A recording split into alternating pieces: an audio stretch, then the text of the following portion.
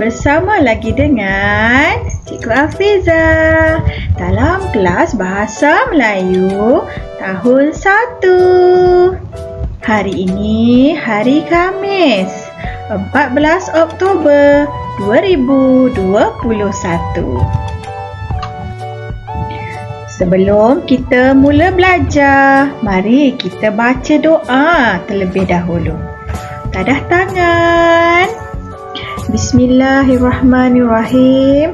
Allahumma ftah alaina hikmataka wanshur alaina min hazaini rahmatika ya arhamar rahimin. Ya Allah, lapangkanlah dadaku, permudahkan bagiku urusanku dan lancarkan lidahku agar mereka faham pembicaraanku. Amin amin ya rabbal alamin. Okay, baiklah anak-anak. Adakah murid-murid cikgu sudah bersedia? Kalau sudah, perlu ada dengan anak-anak sekarang ialah buku teks bahasa Melayu. Yang kedua, perlu ada buku aktiviti bahasa Melayu jilid 2 warna merah jambu. Yang ketiga, perlu ada buku tulis BM3 dan yang keempat, alat tulis. Baiklah anak-anak, hari ini kita akan lihat pada tema yang ke-8, ekonomi, keusahawanan dan pengurusan kewangan. Unit 23, peniaga berjaya. Tajuk kita hari ini ialah sikap baik dalam berniaga. Sebelum kita teruskan, cikgu akan beritahu apakah objektif pembelajaran kita pada hari ini. Pada akhir pembelajaran nanti, murid akan dapat yang pertama, melafazkan pantun dengan intonasi yang sesuai. Dan yang kedua, menyatakan maksud pantun dengan betul. Baiklah anak-anak, sekarang buka buku teks bahasa Melayu halaman 144.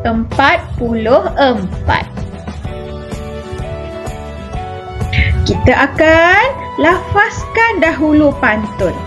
Dalam buku teks tadi terdapat 3 rangkap pantun. Ikut cikgu, kita akan lafazkan pantun rangkap yang pertama. Mencari unggas di hutan Meru, penuh berliku, jalan dilihat. Aimi bertugas membantu guru di kedai buku sewaktu rehat. Gitulah caranya kita nak melafazkan pantun. Kita teruskan pada pantun rangkap yang kedua. Ikut cikgu ya anak-anak. Hidup rukun serta bersatu, sifat bangga, usah dilentur. Aimi tekun sepanjang waktu, kedai dijaga, kemas teratur. Teruskan pada rangkap yang ketiga. Jemur jerami di tepi perigi, petik keladi di tepi paya. Cita-cita Aimi sungguh tinggi, ingin menjadi peniaga berjaya. Baiklah anak-anak, begitulah cara untuk kita nak melafazkan pantun. Dia ada dia punya lenggok dia. Bukan seperti kita membaca cerita. Dia perlu ada rima dia, rima pantun. Terusnya anak-anak.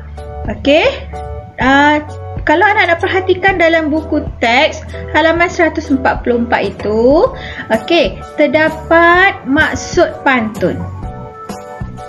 Kalau anak-anak lihat pada rangkap yang pertama. Rangkap yang pertama ada digariskan, ada diwarnakan dengan warna merah pada baris yang ketiga dan pada baris yang keempat. Okey, baris ketiga dan baris keempat inilah terletaknya maksud sesebuah pantun. Okey, rangkap pertama, baris pertama dan baris kedua itu merupakan pembayang. Maksudnya terletak pada baris yang ketiga dan keempat. Untuk rangkap pertama ini, okey, maksudnya baris ketiga, Aimi bertugas membantu guru di kedai buku sewaktu rehat. Jadi kita ubah menjadi ayat. Okey, ayatnya berbunyi dalam kotak warna hijau. Dia dah beri dah kita maksud dia. Aimi membantu guru di kedai buku pada waktu rehat. Itulah sebenarnya maksud yang ingin disampaikan dalam pantun rangkap pertama ini. Seterusnya, kita lihat maksud pantun yang ada di bahagian bawah rangkap ketiga. Okey, Aimi hendak menjadi peniaga yang berjaya. Ada satu lagi maksud, Aimi rajin menjaga dan mengemas kedai buku. Okey, anak-anak perlu menyatakan maksud pantun bagi rangkap yang kedua. Seperti yang cikgu terangkan tadi, maksud terletak pada baris yang ketiga dan yang keempat. Aimi tekun sepanjang waktu, kedai dijaga, kemas teratur. Kita kena jadikan dalam bentuk ayat. Okey, anak-anak hanya perlu pilih. Tadi telah diberi dua pilihan maksud. Jadi anak-anak perlu pilih yang mana satukah maksud yang sesuai dengan rangkap yang kedua ini. Ya, betul. Aimi rajin menjaga dan mengemas kedai buku. Inilah maksud pantun rangkap yang kedua. Seterusnya, lihat pula pada rangkap yang ketiga. Okey, maksud terletak pada baris ketiga dan keempat dan telah diwarnakan dengan warna merah. Cita-cita Aimi sungguh tinggi, ingin menjadi peniaga berjaya. Okey, apakah maksud pantun? Berdasarkan pilihan jawapan tadi. Ya, betul. Aimi hendak menjadi peniaga yang berjaya. Okey, anak-anak, itulah dia maksud untuk setiap rangkap pantun yang telah kita lafazkan sebentar tadi. Okey, setelah kita melafazkan pantun dan menyatakan maksud pantun dalam setiap rangkap, sekarang mari kita buat latihan yang pertama. Latihan ini anak-anak perlu keluarkan buku tulis BM3 stiker berwarna biru untuk kelas optimis dan stiker berwarna jingga untuk kelas genius. Buka pada halaman yang baharu, halaman yang kosong. Seperti biasa, tulis hari. Hari ini hari Khamis, 14 Oktober 2021. Kemudian tuliskan tajuk. Tajuk di tengah-tengah. Okey, tajuk dia ialah maksud pantun. Okey, setelah itu anak-anak perlu menulis maksud pantun bagi setiap rangkap. Okey, rangkap satu, tulis dulu rangkap satu. Kemudian anak-anak tulis salin semula maksud pantun yang ada dalam buku teks tadi, iaitu Aimi membantu guru di kedai buku pada waktu rehat.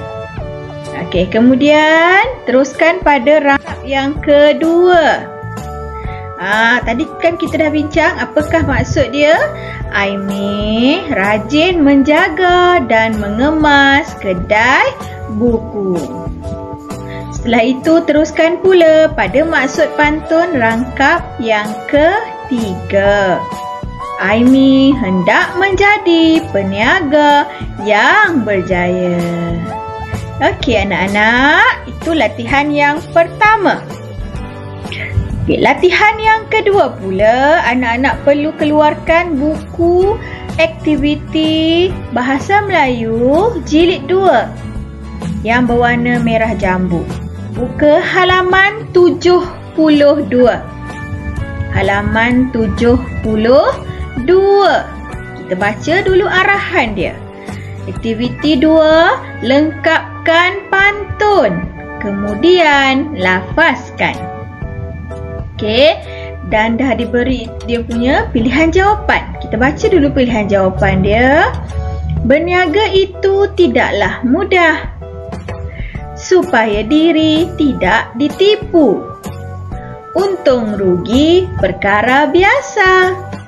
Panduan peniaga untuk berjaya. Okey, kemudian lihat pula pada pantun yang ada di bawah. Terdapat 4 rangkap pantun yang anak-anak perlu lengkapkan. Okey, rangkap yang pertama. Lihat pada rangkap pertama.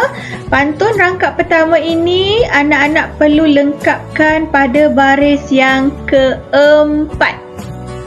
Baris yang keempat itu yang kosong. Kita baca dahulu. Terang cahaya sinar suria, bunga kebangsaan, bunga raya. Rajin usaha, tidak sia-sia. Okey, baiklah anak-anak. Agak-agaknya yang manakah untuk kita isi pada baris yang keempat? Ya, betul. Okey, anak-anak tulis dulu di tepi sebelah kanan dia nombor 1. Iaitu panduan peniaga untuk berjaya. Okey, anak-anak teruskan pada rangkap yang kedua.